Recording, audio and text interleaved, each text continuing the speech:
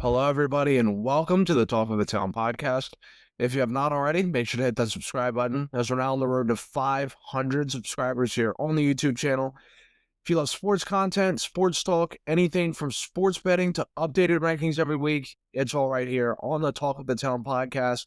And here today, we have Why Not Wednesday, where every Wednesday I answer your guys' questions right here on the podcast.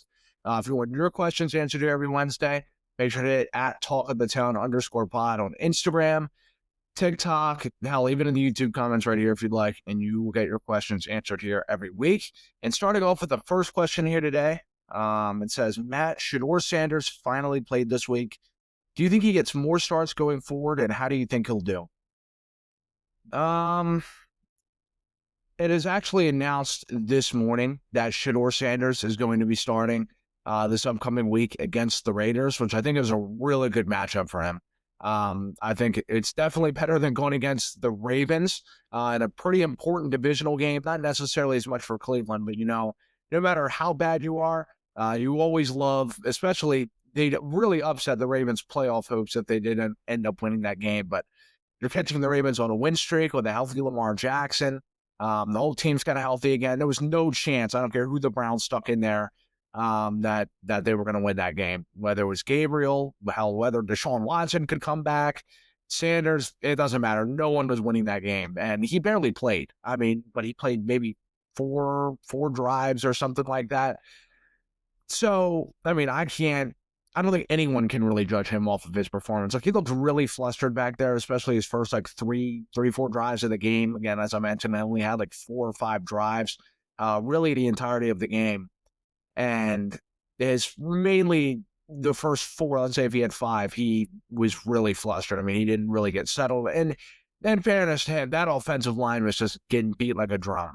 Seriously, he didn't have more than 2 seconds to throw. And now in the NFL, you don't have much time to throw as it is anyway, but they were dialing up a heavy blitz.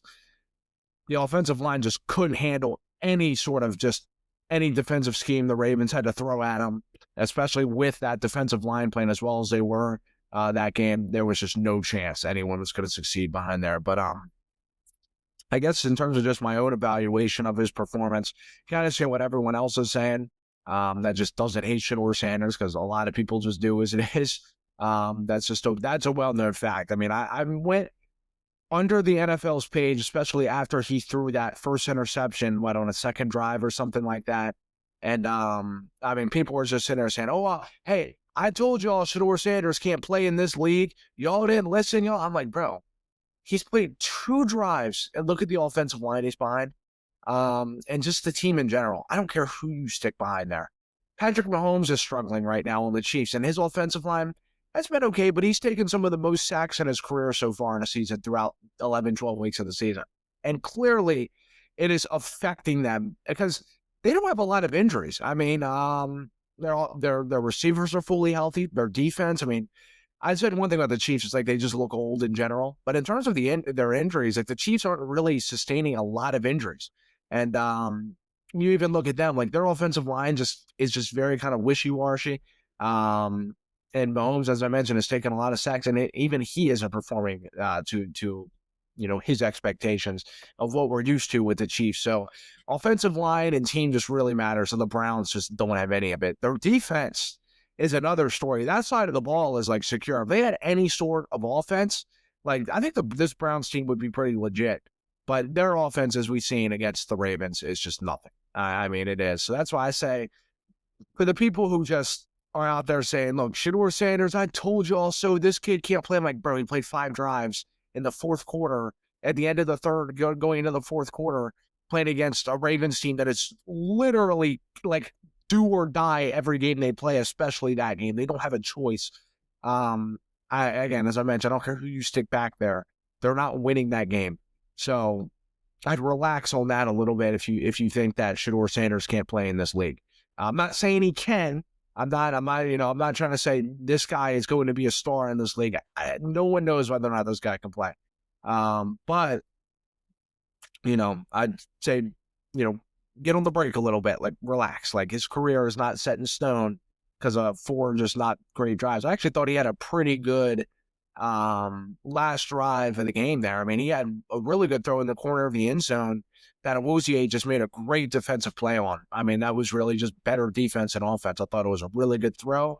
It's about as good as you could place a football right there, and just better defense. It was just really a really good play. So couple drop balls, which the Cleveland receivers seem to just constantly do no matter who's throwing the ball. So I think, I mean, and you asked me if he's getting more starts going forward, as I mentioned today. You asked me this question a few days ago, but yeah, he looks like he's going to start get a couple of starts. So I don't know what Dylan Gabriel's injury status is looking like. I know he had a head injury, and that's why he was out in the first place in that Browns game. But this is a good test for him. You're going against a defense that isn't very good at all. You've seen the Cowboys just throttle them a few days ago. Which the Cowboys offense is just miles better. They're not even in the same stratosphere than the Cleveland Browns. I mean, the Cleveland Browns offense isn't even close to what the Cowboys have, but still, the Raiders defense is just not very good in the first place. So this is a good test. I do think he'll have some sort of success going forward in his career. As I mentioned, this guy was, just because you are projected to be a top 2 or 3 pick does not mean you're going to be good. But I do think there's some potential there. Like, I do think there is potential with Shedeur Sanders. Like, as I mentioned, when I was looking under the NFL post, Cleveland's post, the people saying, well, I told you so. He was even good in college. First off, look at Colorado without him. They're just an absolute disaster. And meanwhile, they weren't an amazing team with him.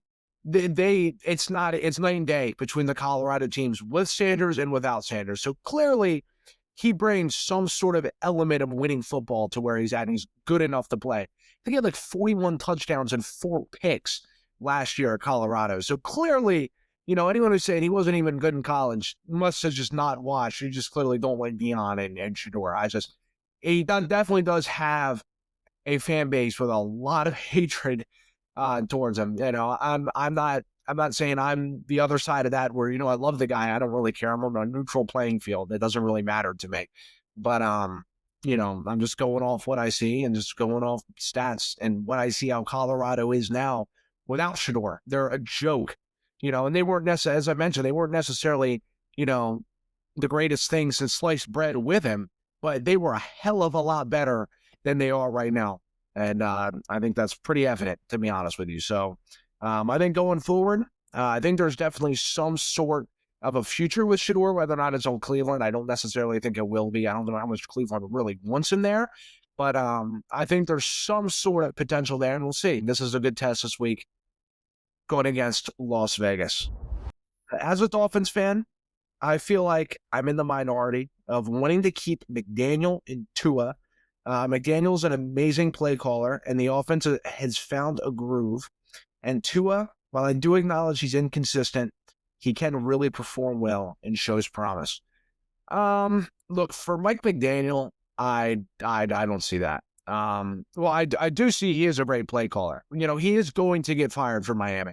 And I think we probably all acknowledge that, including yourself. You are saying that you're in the minority of wanting to keep them, but I'm sure you acknowledge that Mike McDaniel is a dead man walking with the Miami Dolphins. Unless they somehow manage, but they're 4-7, to finish 10-7 and win out the rest of their games. I actually think their schedule's pretty weak, so I don't think they're going to win 6 straight coming up here. I think they won their last 2 or something like that, so they have to go on an 8-game winning streak, and that's the only foreseeable way I could see the Miami Dolphins keeping Mike McDaniel. I think for Tua though, look, I think they don't really have a choice but to keep Tua. I think they're at least going to give him another year. Now, whether or not they do draft a quarterback is very up in the air. They're probably going to sit in behind Tua, but they're not going to be able to move him. No one's going to take Tua, and especially, it's not that someone would take a shot on Tua to be a starter, whether or not it was Minnesota, Las Vegas, if he wasn't on a contract that Trevor Lawrence is on. And Trevor Lawrence isn't very good either. I mean, honestly, I don't think he's very good at all. I know they had a good game against the Chargers, but he has been very inconsistent and just lackluster this year, and kind of really his whole career besides the 1 year they went 9-8 and won that playoff game. He's really just been pretty lackluster, to be honest with you. But, I mean, Tua's just on a $250-something million contract, somewhere in the 200s. He's making a lot of money for a guy on his best day, is above average. I mean, I think the concussions has gotten to Tua, and I've always been a Tua defender. I mean, honestly, before he kind of had all the concussions, and which I think it has taken a little bit of a toll on his play. I don't necessarily think, it's completely defined his career. I don't think it's changed him as a player necessarily. I do think it has some sort of impact on his play, but I just think the team around him has gotten a lot worse. I think the situation with Mike McDaniel, clearly they don't get along. I mean, I don't know if you've seen their bickering at press conferences. They're obviously not in the same room, but they kind of take shots back and forth at each other on the podium, and they clearly are not afraid to show it. They go out there to their media, national media, whatever it is. So clearly that relationship is pretty fragmented.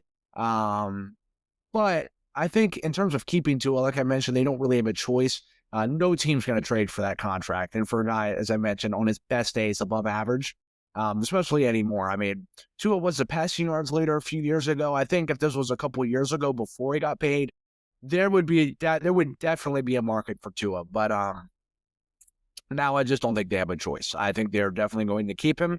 I couldn't see them drafting a quarterback, maybe not in the first round.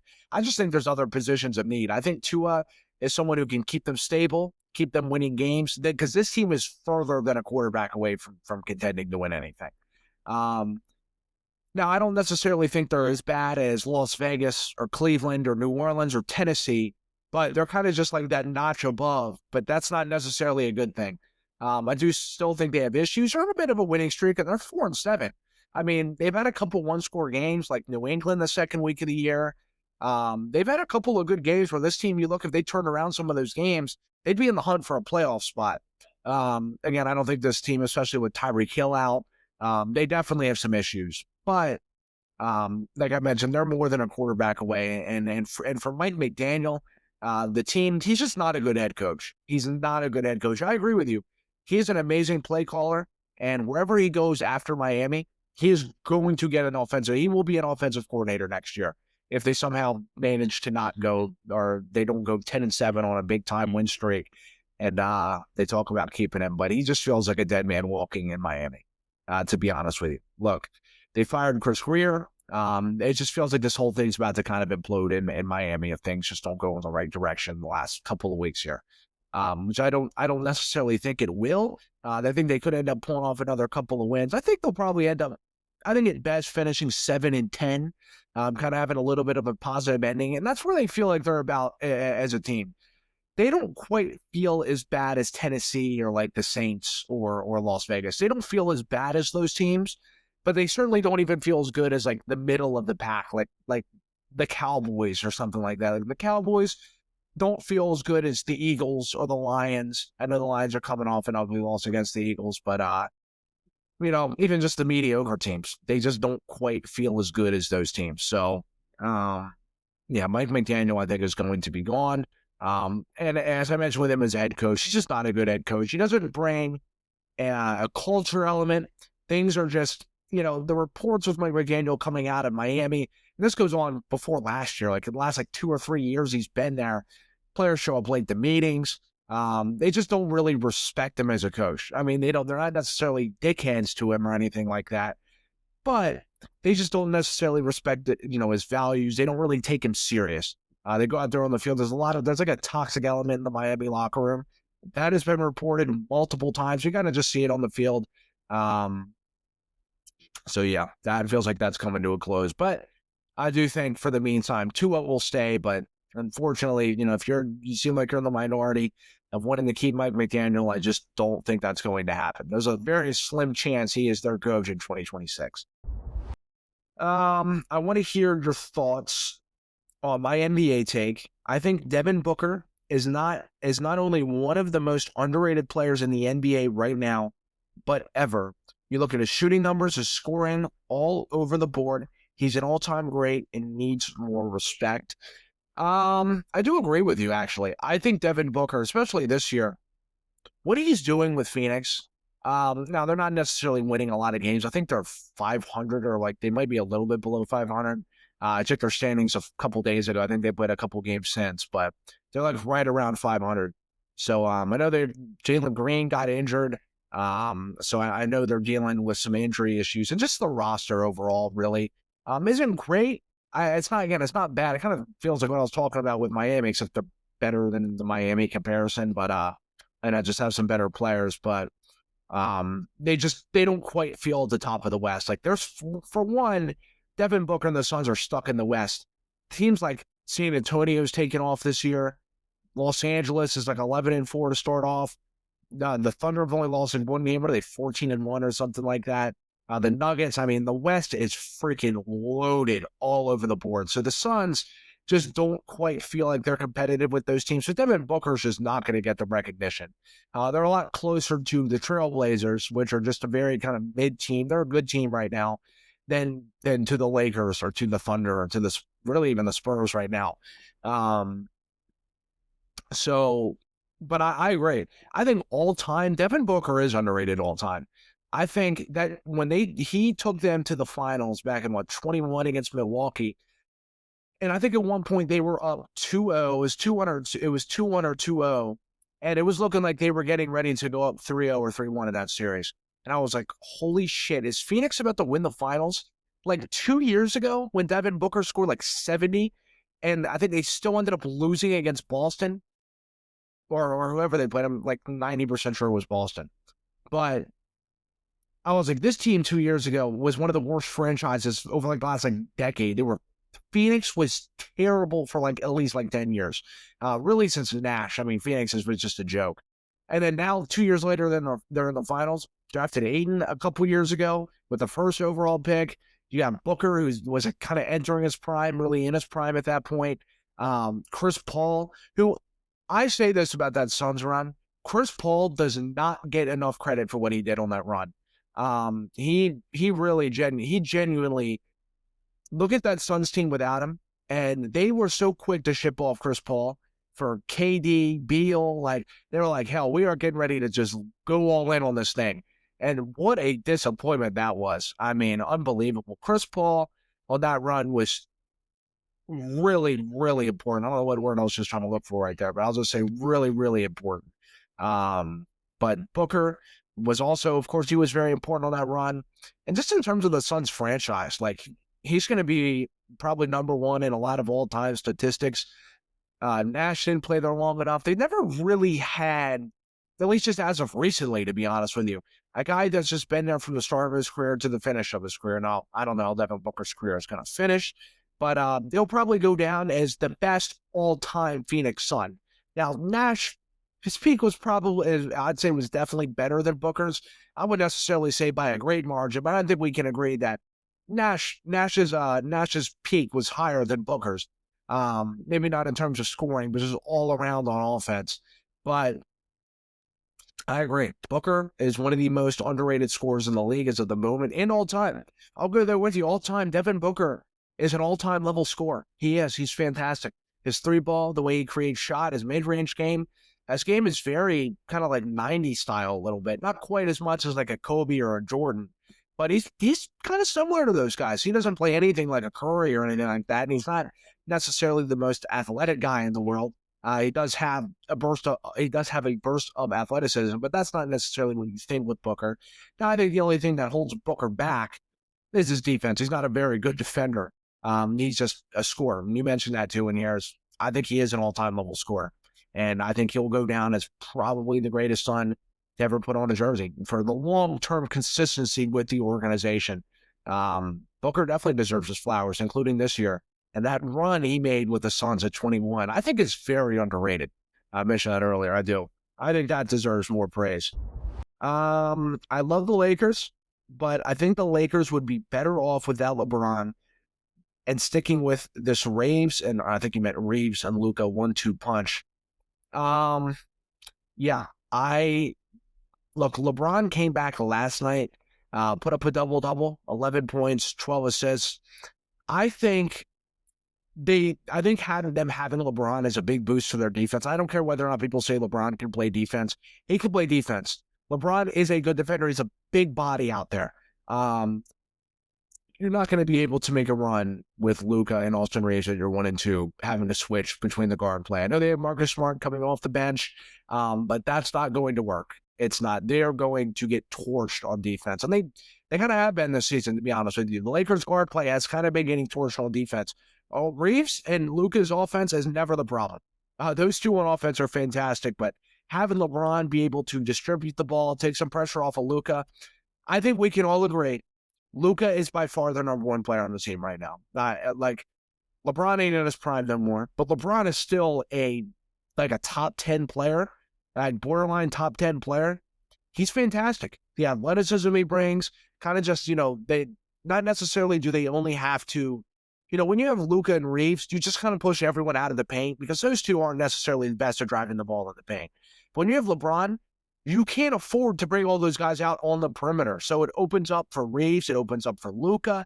It takes a lot of pressure off of them. I think people kind of miss that when it comes to having LeBron on the court. It's like, shit, we have another guy to watch out for. Because if we put all this pressure on Luka, put all these guys on the perimeter, Luka's just going to distribute the ball to LeBron in the paint. I mean, who is going to guard LeBron in the paint one-on-one? And LeBron with a driving force ahead of his team, there ain't no one. There's maybe Wemby, but not a lot of people in this league are going to be able to stop that. He's going to end up averaging like 30, 35, 40 a game if they end up doing that. So the looks he'll create on offense, him distributing the ball, the scoring he brings, that second, third level of scoring is going to be pretty fantastic. So I don't necessarily agree. I think them having LeBron is an absolute bonus. I think even on defense, LeBron's defense in his career, people always pull up the clips of him getting lazy on defense and kind of just letting guys walk by. Look, I get it. I'm not calling this guy Gary Payton or even Jordan on defense. But LeBron was in Defensive Player of the Year runnings, earlier in his career in Miami, hell, even on Cleveland. We know he's a great shot blocker, especially when he has to chase the ball down. He has some pretty incredible shot blocking clips, especially the one on what Iguodala back in the finals about a decade ago, which is kind of crazy to say. He's had some really good moments with his defense as well. Like I mentioned, the block in the finals about 10 years ago was an all-time moment. Probably the greatest block in NBA history. So when he has to, trust me, LeBron will play defense.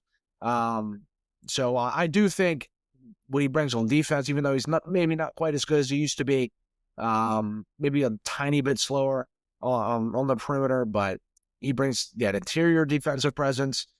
Even the perimeter, the long length, big guy, hard to move, hard to get past.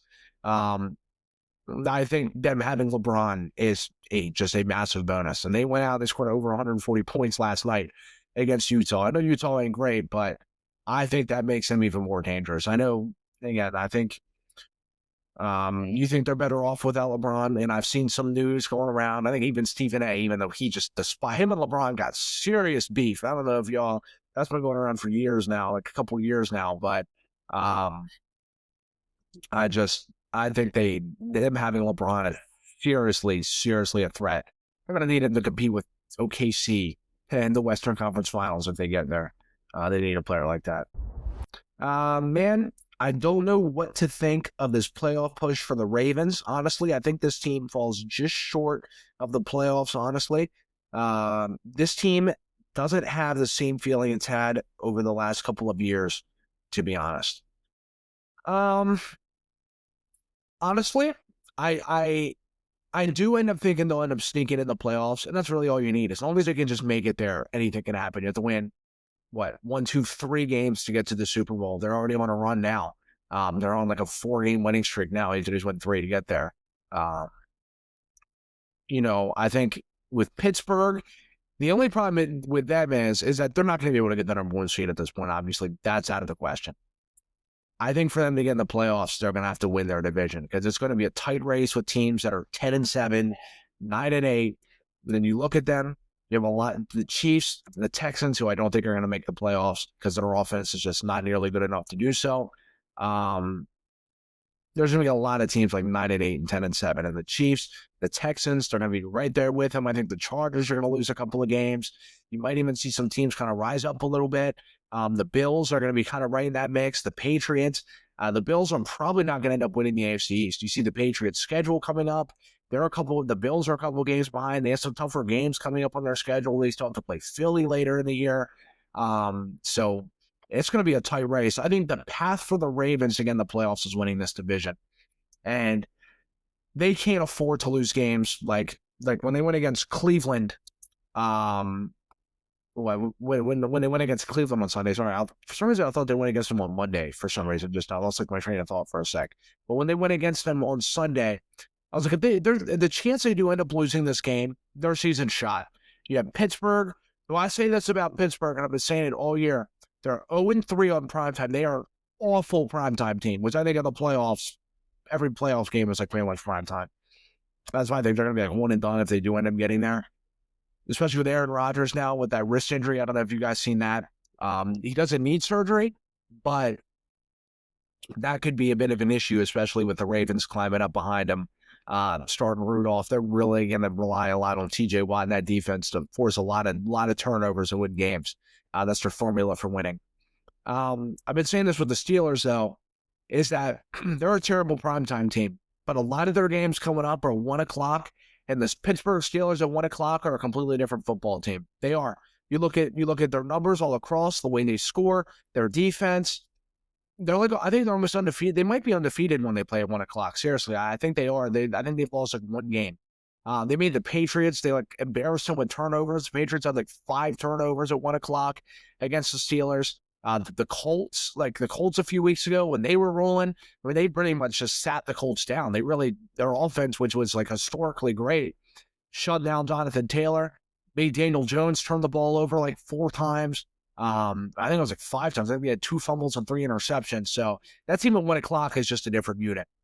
So that's something to keep an eye out for. Is you really have to hope Pittsburgh loses 1 o'clock games. They're a different team on prime time. They're not good, but the Ravens have to rely a lot on Pittsburgh losing games. They just do. And that's the spot they're in right now. It's they have to keep an eye on Pittsburgh. And that's their only chance of winning. I do think, and I agree, that while this team is on a winning streak, it doesn't have that feel of dominance that they've had over the last couple of years. It just doesn't. The team that's just been you feel like almost every time you look up at the scoreboard over the last couple of years, the Ravens are up 45-20, 40-14, or if they're in a tight game, it's 42-35. They're just all over the place. Their offense is just tormenting teams. Their offense is just out of whack. They didn't play good against Minnesota a couple weeks ago. They didn't play good against Cleveland, but those are a couple of really good defenses, especially Cleveland at home at the divisional game and all. Myles Garrett, too, they're playing him while he's on a heater. He had 3 sacks against Lamar. He's had 10 sacks in 3 weeks or something like that. It's just ridiculous. So, I do agree. The Ravens could fall just short, but I do think they're going to end up sneaking in. But I do agree with you when you do say this team doesn't quite have the same feel as it's had over the last couple of years. It just feels like it's just something's missing. They just don't feel quite as good as they have. I don't know. They feel extremely inconsistent when you watch them play. So that's me, and that's how you feel. So that's it for Why Not Wednesday here today. I hope you guys enjoyed it. If you want your guys' questions answered right here on the podcast every Wednesday, again, make sure to hit @talkofthetown_pod on Instagram, on TikTok, even in the comments like I mentioned, if you like. And yeah, man, see you guys tomorrow. I've got some good stuff to talk about, and take it easy.